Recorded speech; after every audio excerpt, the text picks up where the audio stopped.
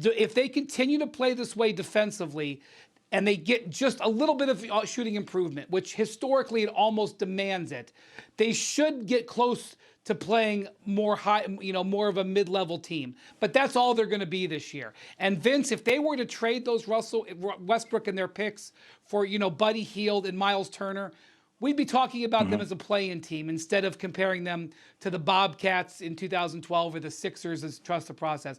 I don't think right now, even as hard as it is to watch them night in and night out, the smart long-term move is to go all in for marginal improvement. And they're going to have to eat this Westbrook bleep sandwich off of this trade through this season and try to clear the palate for next year. That's their reality.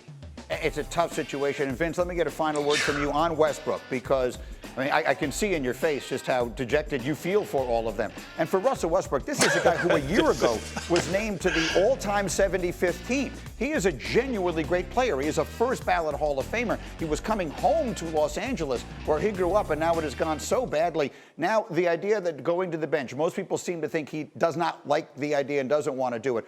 Take us inside that mentality. If Russell is watching right now, what would you tell him? Well, I'm going to take you into my reality. I was once in that position. I was once that player that was the go-to guy, the franchise player, and had to really face this same reality. And it's all about what you're willing to do. And how can you still be the player that you think you are or you want to be or can be in your new role? And that was kind of my situation is that I was like, okay, I still want to play this game. I still want to be the best player I can now in my new role. How do I go about that? So I started to watch film, because then you look at somebody on the flip side like Allen Iverson, who people felt he still could have played this game much longer than he did, but he did not want to accept that bench role or reserve role. So it just depends on the player. And Russell's going to have to sit in front of a mirror and decide which one it's going to be. Do I still want to play this game? Do I still feel like I can play this game at a high level? Which he can.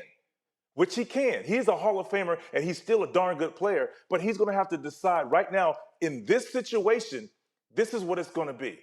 I have to come off the bench, and I can still be an impactful player. But right now, I think it's the mental game for him accepting that role, which is the problem, which adds on to the circus of the Los Angeles Lakers currently.